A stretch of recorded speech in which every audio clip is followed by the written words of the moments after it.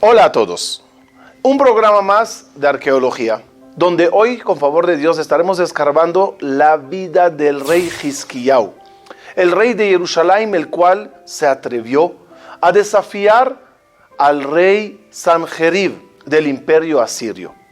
Vamos a ver las excavaciones increíbles que hizo por debajo de Jerusalén para crear un túnel, un conducto de agua ante esa guerra que estaba preparando contra Sanjerib, y muchos hallazgos interesantes que ocurrieron en ese entonces.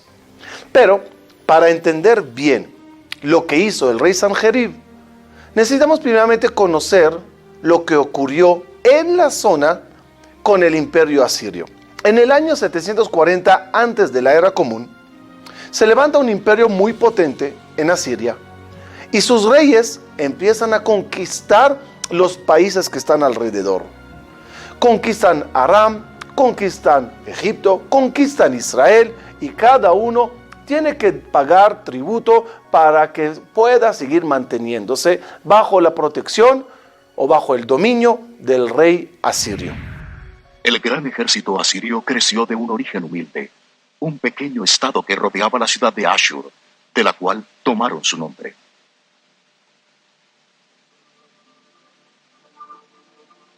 Magníficamente situada en el cinturón de lluvias de lo que vendría a ser el norte de Irak, Asiria prosperó en las riberas fértiles del río Tigris, un reino tan próspero como su tierra. Pero estas planicies, de la misma forma en que invitaban a ser cultivadas, también provocaban ser saqueadas.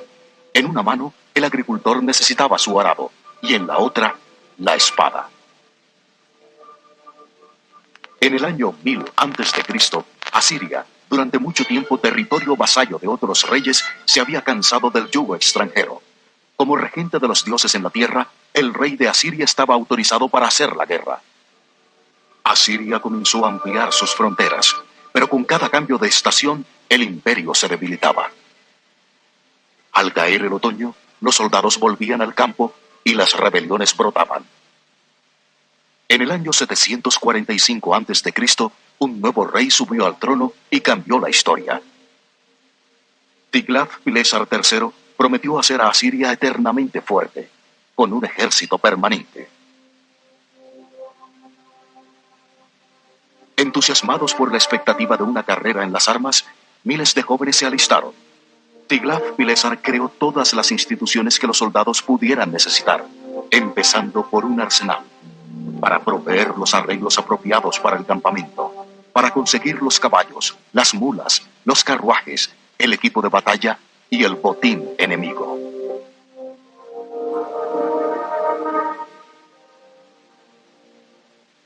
El hierro era la columna vertebral del ejército.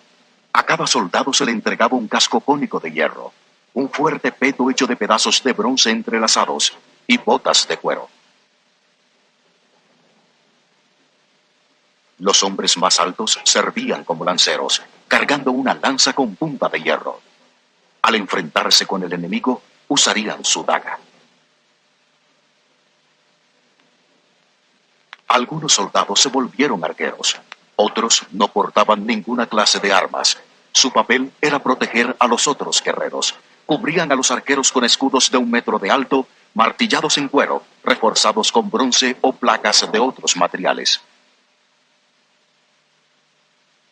En el festival del Año Nuevo, el rey revisaba su ejército para asegurarse de que estuviera siempre listo para la batalla.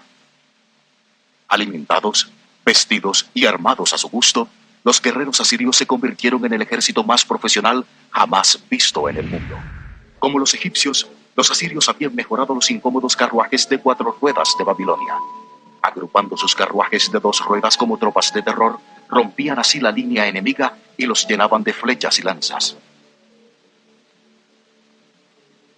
En medio del caos, la caballería esperaba en los flancos y atacaba. Cualquiera que quisiera huir era aplastado.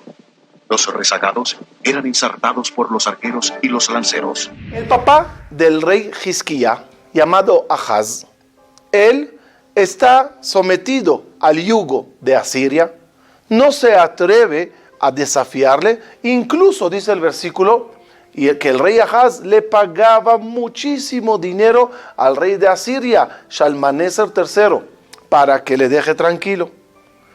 Fallece el rey Ahaz y su hijo Hizquía toma el mando, toma el reino. Y al principio no quiere desafiar al imperio asirio. Pero tras la muerte de Shalmaneser III y la caída en una de las batallas de su hijo Sargón, sube Sanjerib a tomar el mando, y ahí el rey Hizquía se atreve a empezar a soñar en una rebeldía. No es nada fácil, pero quizás es necesario. ¿Por qué?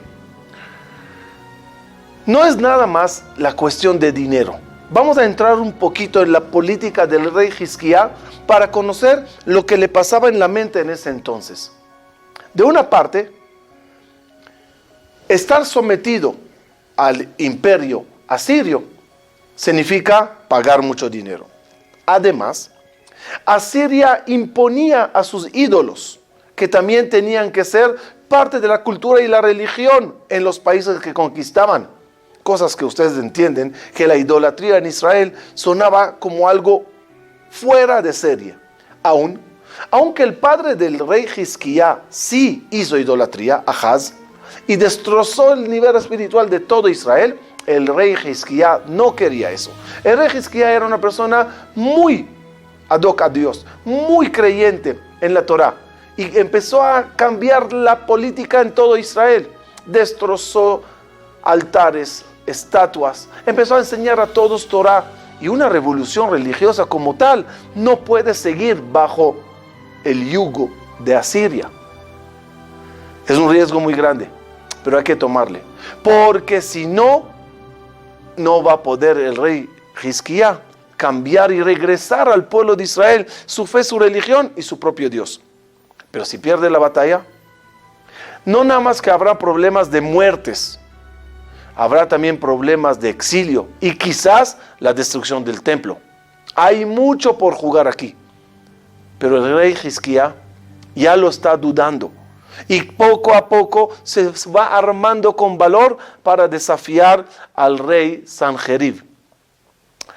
Tiene el rey Hizquía muy claro qué ocurrió a los vecinos que intentaron desafiar al rey Sanjerib. Por ejemplo, lo que ocurrió a Aram, como dice el versículo. Y no nada más a ellos, al propio reinado de Israel. Y quiero aclarar, el reinado en Israel está dividido en dos partes. La parte una se llama rey de Israel y la otra se llama el rey de Yehudá, de Jerusalén. El reinado de Israel se alzó contra Sanjerib, y ahí lo que los ocurrió. Llegó el rey Sanjerib, los mató, destrozó la capital de ellos, de la ciudad de Shomrón, y exilió a las 10 tribus de Israel. Quedaron el reinado de Yehudá en Jerusalén. Uno de los lugares de batalla del rey Sanjerib era Lachish, al sur de Israel. Los resultados de esa batalla eran horrorosos, muy difíciles. Los números de los muertos eran muy elevados. Y hasta hoy se encontró en la zona huellas de esa gran batalla y además registrado en la piedra de Sanjerib todos los detalles tal y cual lo dice la Torá. Lachish era tan fuerte como rica. Tras sus empinadas pendientes y altas murallas, sus defensores confiaban en poder resistir.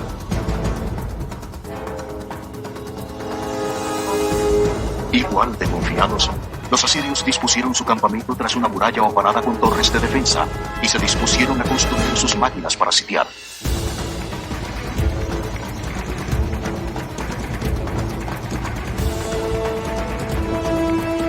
Paredes de madera protegían a los soldados, mientras guiaban un poste de asalto de hierro. Con él, debilitarían el punto más débil de la muralla de la ciudad. El punto más débil de Lachish eran sus puertas. Para acercarse a estas, los asirios primero debían erigir rampas de tierra cubiertas con madera. Sobre estas, las máquinas de sitiar serían empujadas lentamente. El rey comandaba sus fuerzas. los lanzadores de piedra en la retaguardia, y luego los arqueros protegidos por sus altos escudos. En el mismo frente, los lanceros que enfrentarían las murallas.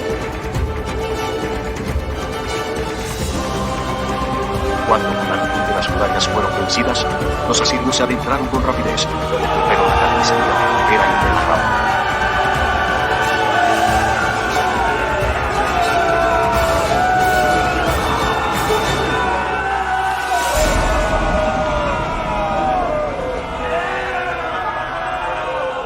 Los líderes de la rebelión fueron empalados en las afueras de la ciudad.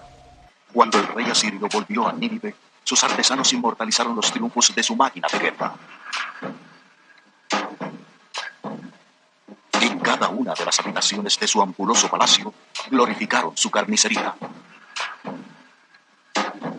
Hombres atravesados por lanzas, ojos sacados, cabezas cortadas.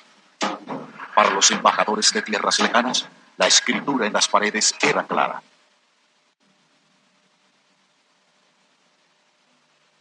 El rey Sennacherib recompensó a sus soldados con su parte de dagas, carcaj, arcos, muebles y copas.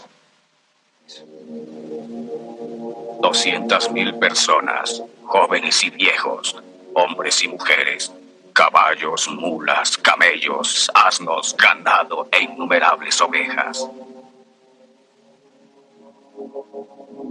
En Judea, como en todas partes, los asirios se aseguraban de que el espíritu de los conquistados quedara realmente roto. Capturaban a los vasallos por cientos de miles y los llevaban como esclavos a Asiria. La Biblia dice que en el año 721, 30,000 habitantes de Sumeria fueron deportados. Las tribus perdidas de Israel. Hezequia, el judío que no se sometió a mi yugo, 46 de sus más fuertes ciudades, así como las pequeñas poblaciones en las vecindades, de las que no hay cifras, que con postes de asalto y trayendo máquinas de sitiar, todas tomé. Y si no logra el rey Hizquía esta revolución, también todos los de Jerusalén salen, el templo se destruye. Qué decisión tan difícil. Pero el rey Hizquía decide hacer 2 pasos, los cuales le dan la seguridad que lo va a poder lograr. Paso número 1 es unir al pueblo. El rey Hizquía llama a todos los del reinado de Israel que vengan y se sumen, que vengan a vivir en Jerusalén, cerca de su palacio, para que los pueda cuidar. Une al pueblo. 2, como dije, destroza estatuas y los convierte a todos en creyentes en Dios, estudiosos de Torah y plegarias infinitas diariamente al Todopoderoso. El servicio en el Bet HaMikdash, en el templo, se fortalece. El rey Hizquía destruye todos los altares, incluso los altares permitidos en el país, para que todos vengan a Jerusalén. Y bajo el lema del rey Hizquía, un solo pueblo, con un solo Dios, en un solo templo, en una sola ciudad, él dice: con esto yo puedo ganar la batalla. Hizquía tiene también una visión de Estado. Él pide reunir a todas las tribus de Israel, especialmente a los sobrevivientes del bárbaro ataque asirio, para convertirlos en un solo pueblo unido. El rey invita a todas las tribus, incluidos Efraín y Menashe, para que acudan a Jerusalén para festejar el Pesaj y así unificar al pueblo, como dice el versículo. Claro, que hay que juntar los sueños con la realidad. ¿Cómo piensa el rey Hizquía ganar a este gran imperio?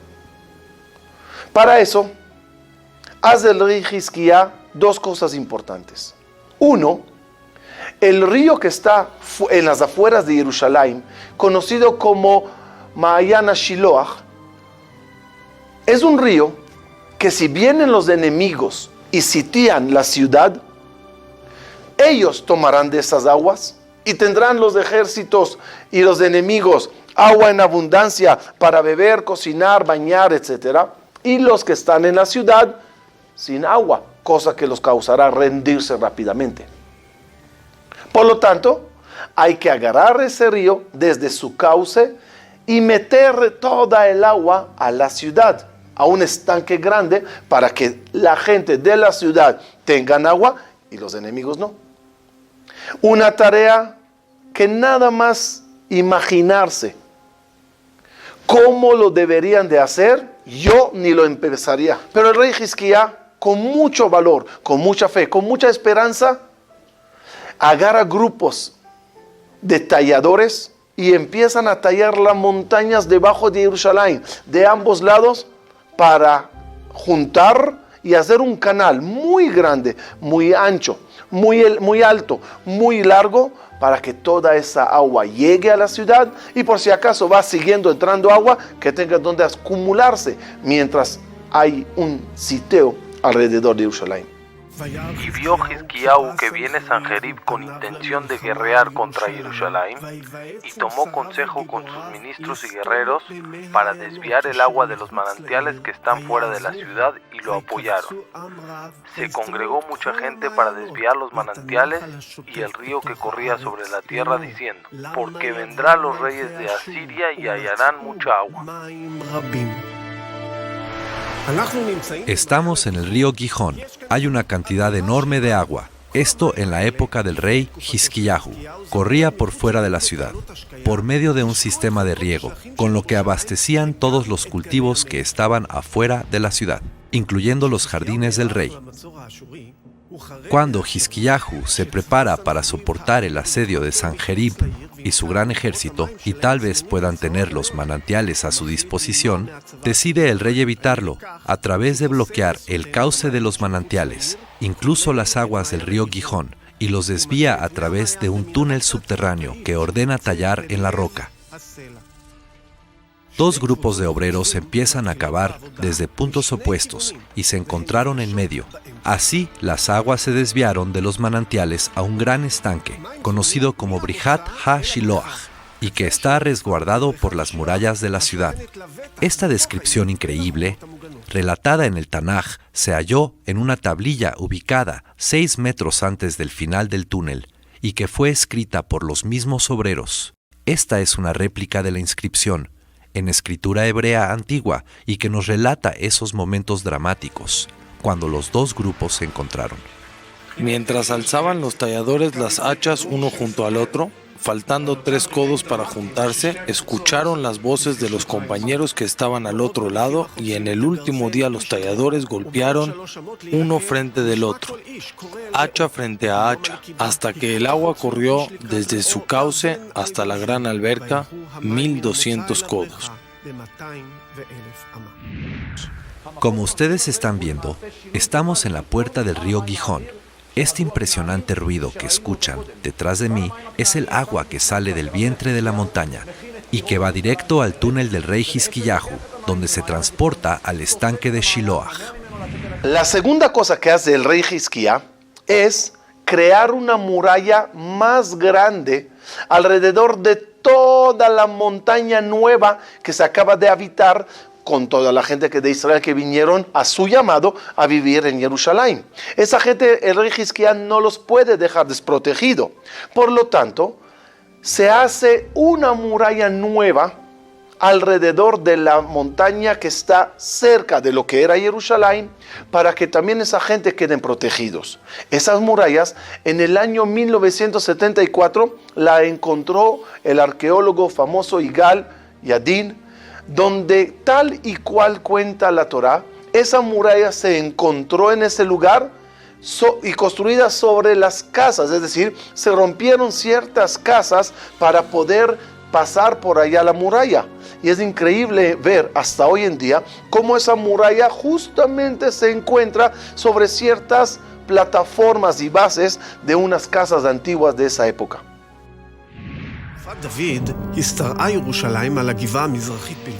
En la época del rey David, Jerusalén estaba ubicada sobre la parte este de la colina. En la época de Salomón, se amplió la ciudad al norte y se construyó el Beit Hamikdash sobre la colina de Moriah.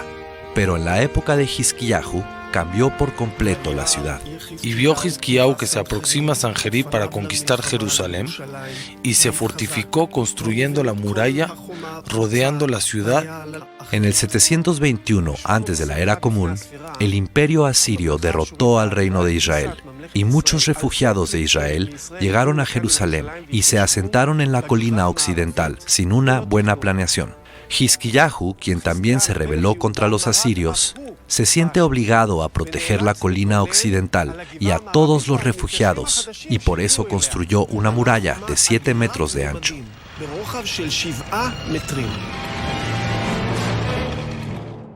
La muralla sobre la que estoy caminando es la que construyó Hizkiyahu y fue descubierta por Naaman Avigad de la Universidad Hebrea de Jerusalén, poniendo fin a la discusión sobre el tamaño real de la ciudad, el cual era mucho mayor de lo que se suponía.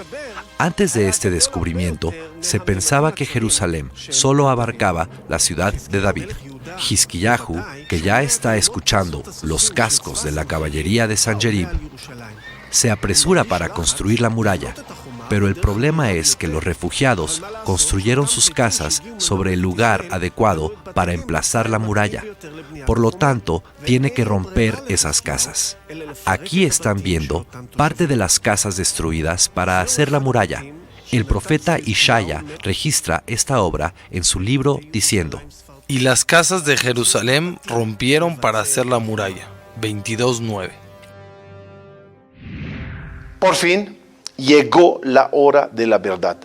El rey Sanjerib decide poner orden en la zona, y todos aquellos que empezaron unas mini revoluciones hay que ponerlos en su lugar. Y sale Sanjerib a una batalla con todo su ejército, con toda su fuerza, para regresar el honor y el cabod, el privilegio que tenía todo ese imperio asirio, que lo está perdiendo, porque Hizkiyahu no nada más que se preparó él, calentó a los de la zona, conquistó ciertas ciudades de manos de Asiria de regreso a Israel, y otros se están animando en también levantar cabeza contra Asiria. Por lo tanto, Sanjerib sabe, esta batalla no hay forma de regresar con las manos vacías. Esta batalla o la gano o la gano. Efectivamente, Sanjerib sale a una gran batalla, la cual él mismo registró en la piedra conocida el prisma de Sanjerib. En ese prisma está detalladamente todas las guerras que hizo Sanjerib en ese viaje. Números, datos, y lo más increíble es cruzarlo con lo que nosotros tenemos escrito en la Torá y ver cómo exactamente lo escrito allá en Asiria por Sanjerib cuadra perfectamente con lo que está escrito en la Torá. En el palacio de Sanjerib en Nínive, los arqueólogos encontraron un prisma hexagonal hecho de arcilla batida con una inscripción en idioma acadio. En la inscripción leemos cómo Sanjerib, el gran conquistador, conmemora sus campañas militares, que incluyen su expedición a la tierra de Judá y la ciudad de Jerusalén. Al principio, Sanjerib pomposamente se presenta a sí mismo, diciendo: Yo soy Sanjerib, el gran rey, el rey poderoso, el rey del mundo. Y respecto al judío Hezequía, que no se doblegó ante mi yugo, sobre sus 46 ciudades amuralladas y fortificadas puse sitio, y las conquisté con las rampas que hice y los arietes que traje. Veamos ahora qué dice el Tanaj. El libro de Reyes recuerda mejor el mismo evento. En el año 14 del rey Hizkiyahu, subió Sanjerib sobre las ciudades de Judá que estaban amuralladas y las conquistó. En el prisma dice: Él, Hizkiyahu, impresionado por mi gran majestad, envió a Nínive, mi ciudad real, 30 lingotes de oro. En el Tanaj leemos: Y puso el rey de Asiria sobre Hizkiyahu, rey de Judá, impuesto de 300 lingotes de plata y 30 de oro. En ese momento, cuando el rey Hizkiyahu se da cuenta que Sanjerib se está acercando y viene en serio con toda la fuerza, y ya llega la noticia de Aram, ya llega la noticia de Lachish, y la cosa se está poniendo caótica. Aunque la muralla está y el agua está estacionada bien dentro de la ciudad, Hizquiyá teme, se asusta muchísimo, intenta hacer algo para evitar la masacre, evitar la guerra. Manda mucho dinero como soborno a Sanjerib, diciéndole: toma, nada más déjame tranquilo, me arrepiento. Sanjerib recibe con una sonrisa ese gran botín, ese gran mishloach manot, ese gran regalo, pero le dice a Hizquiyá: no te va a ayudar nada, voy por tu cabeza, voy por tu ciudad. En ese momento, Hizquiyá entiende que aquí ya no hay nada que hacer, se sale a la batalla. Por lo tanto, entra al templo y empieza a decir una plegaria al Creador para que le ayude, una plegaria registrada en la Torá. Y rezó Hizquiyahu ante Hashem y dijo: Dios de Israel, tú eres el único sobre todas las naciones del mundo. Tú hiciste el cielo y la tierra. Acerca tu oído y escúchame. Abre tu ojo y mírame. Mira y escucha las palabras de maldición que pronunció Sanjerib. Es verdad, Dios, que los reyes de Asiria destruyeron a las demás naciones y a sus estatuas, pero es porque no son dioses, ya que son hechos de piedra y madera, obra del humano, y por eso fueron derrotados. Y ahora, Dios, sálvanos de sus manos para que sepan todas las naciones de la tierra que tú eres el único y verdadero Dios.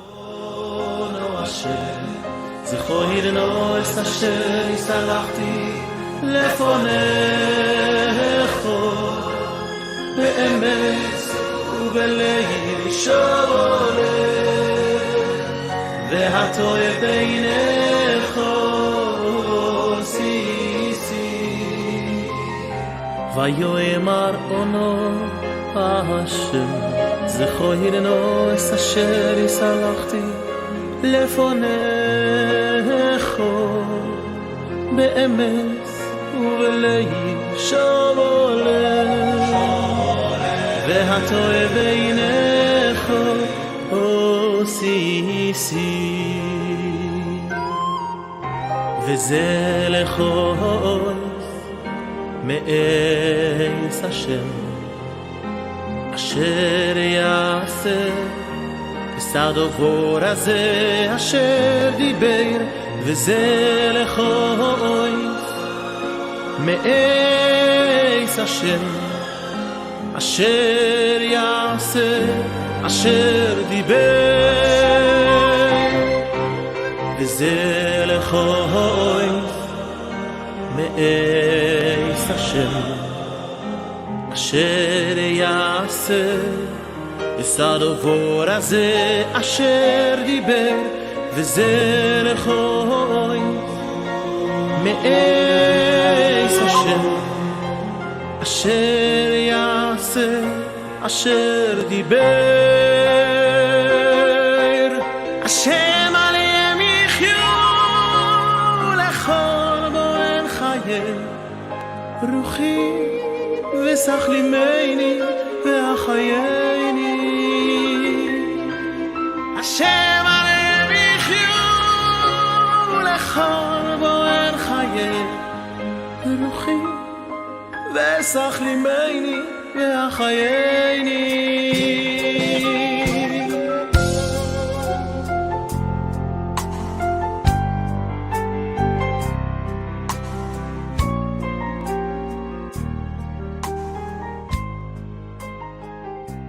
Después de esta plegaria, el profeta se acerca al rey Hizquiyá con esa bonita noticia: Hashem recibió tu plegaria.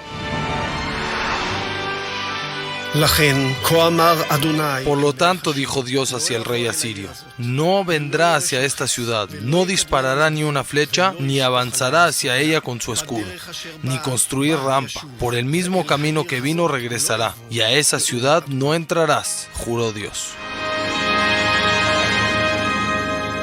Antes que llegue Sanjerib a la ciudad de Jerusalén, manda a su ministro de la defensa, Rav Shekah, para que tantee un poquito la zona, la situación, los policías, los guardianes, los soldados a Hizquiyá para ver a qué se va a enfrentar.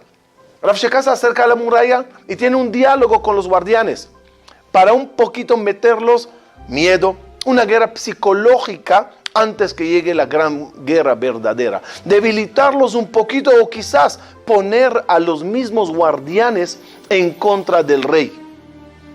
Cosa que obviamente no tuvo éxito, pero lo intentó.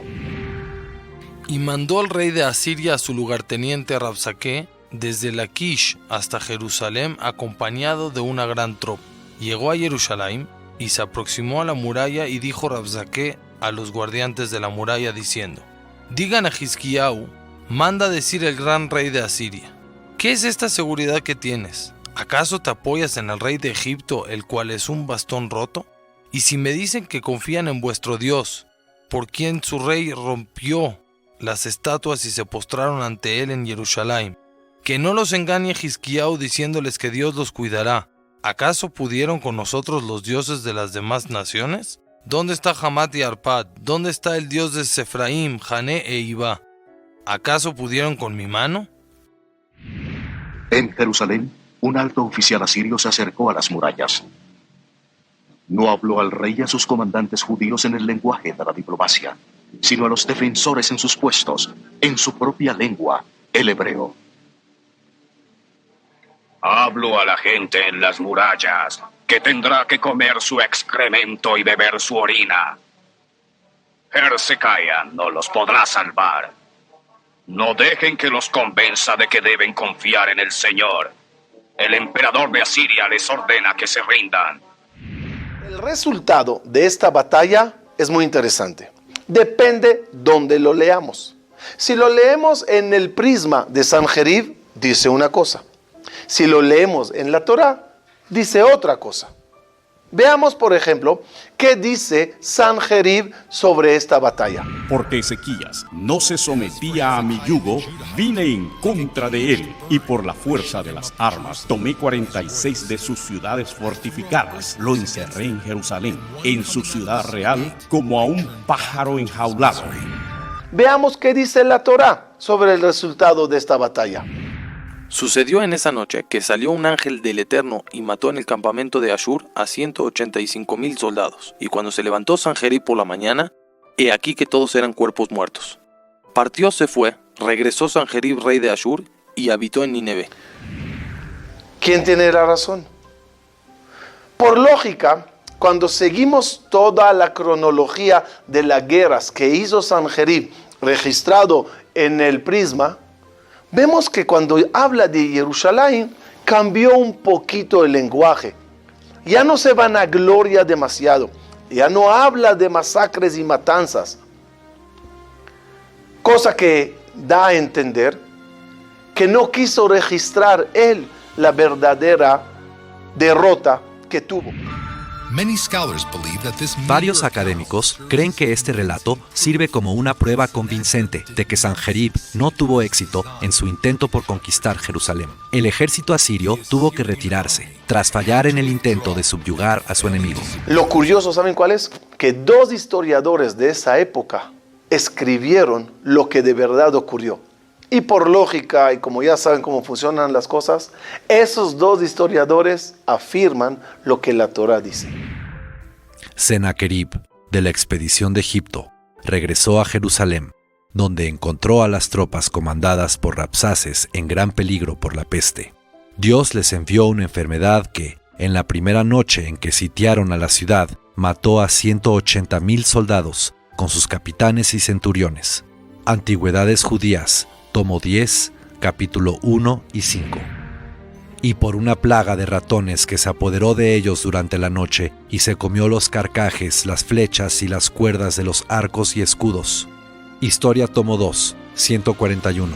El final del rey Sanjerib fue que él mismo, cuando regresó a su país, después de unos años, fue asesinado por sus propios hijos. Y de sus descendencias terminaron convirtiéndose al judaísmo, y 2 rabinos muy grandes que tuvimos en el pueblo de Israel, conocidos como Shemaya y Aftalión, el que era el presidente del país y el rabino del Beddín, ambos eran descendientes de Sanjerib. Las vueltas que da el mundo. Esa noche, el ángel del Señor es enviado, y por la mañana, el poderoso Sennacherib despierta para encontrar que 185,000 de sus soldados han muerto durante la noche. Él abandona el asedio de Jerusalén y vuelve a Asiria. Poco tiempo después, Sennacherib se encuentra adorando en el templo de su Dios, cuando 2 de sus hijos lo golpean con la espada y lo matan, y su hijo, Asarjadón, reina en su lugar.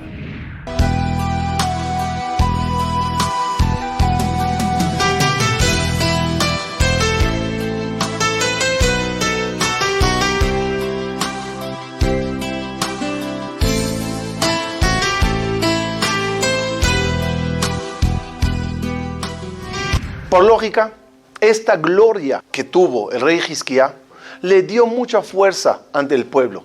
Y el camino de revolución religiosa que empezó tuvo entonces ahorita más apogeo, más fuerza, más entusiasmo, porque todos vieron el gran milagro que Akadosh Baruj Hu hizo con todos ellos. En una de las excavaciones recién se encontró ni más ni menos un sello del rey Hizquía. Un acontecimiento muy grande a nivel arqueológico, el cual se presentó al presidente de Israel para que vea este hallazgo. Fue anunciado recientemente por la Universidad Hebrea. El descubrimiento confirma lo que dice la Biblia sobre la vida de uno de los reyes más famosos del antiguo Israel. Chris Mitchell de CBN News nos reporta desde Jerusalén. Es pequeño, solo mide 1 centímetro de ancho, pero ya causó un gran impacto. Se llama Bula, es un sello antiguo. Lo que hace tan significativo este artefacto es el nombre en el sello. Descubrimos que la impresión del sello fue hecha por el rey Ezequías. Dice muy claramente en hebreo antiguo: pertenece a Ezequías, hijo de Acaz, rey de Judea. La arqueóloga de la Universidad Hebrea Eilat Mazar descubrió el sello durante una de sus excavaciones. Para Mazar, este fue el descubrimiento de su vida. Atónita, creo que este fue el hallazgo más asombroso para mí. Yo estaba impresionada. Mazar y su equipo descubrieron la bula en esta área. Se llama Ofel, construido por el rey Salomón, cerca de la pared sur del monte del templo. Mazar dice que el descubrimiento no tiene precedentes. Nunca encontramos en excavaciones arqueológicas científicas un elemento que esté tan cerca, tangible para cualquiera de los reyes de Israel o de Judea. Creo que es lo más cerca que podemos llegar a cualquier figura bíblica, tal figura como el rey Ezequías.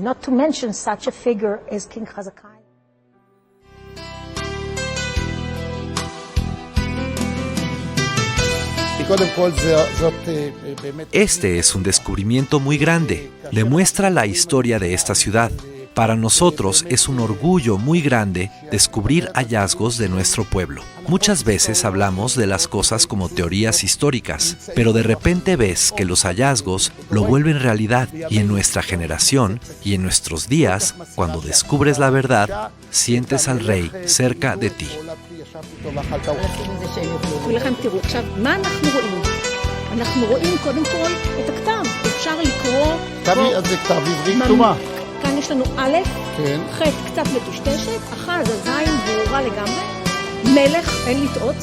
Incluso en el lugar donde se hizo el estanque de agua por el rey Hizquía, ese lugar se llamaba Mea Shiloach. Y el versículo dice: se recogía agua de ese estanque y se subía a Jerusalén, al Bet HaMikdash, a donde en él, en Sukkot, se hacía la gran fiesta de Simchat Bet HaShoeva. Últimamente, encontraron los arqueólogos la ruta exacta que subían el agua desde el estanque hasta el Bet HaMikdash.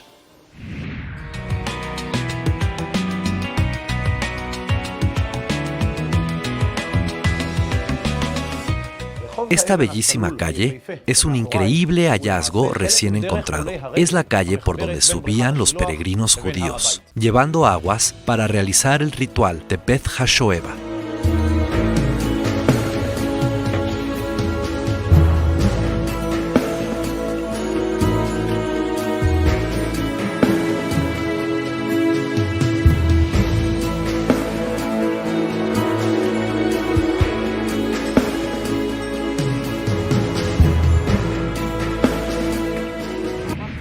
Debajo de esta calle acabamos de descubrir un túnel para escondites, donde se ocultaban los rebeldes, como narra Flavio Josefo. Y ahí encontramos ollas y vasijas, monedas y mucho más restos de esa época, y que estuvieron enterrados por más de 2000 años.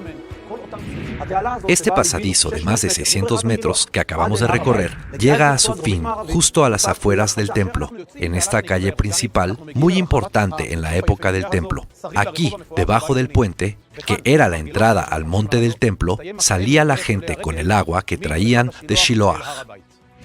Así que hoy conocimos más de cerca al rey Hizquía, su enfrentamiento al gran imperio asirio, al rey Sanjerib, su victoria milagrosa, la cual dio a todos los Yehudim de esa época un poco de oxígeno y esperanza para seguir manteniendo el pueblo, el templo y todos los servicios.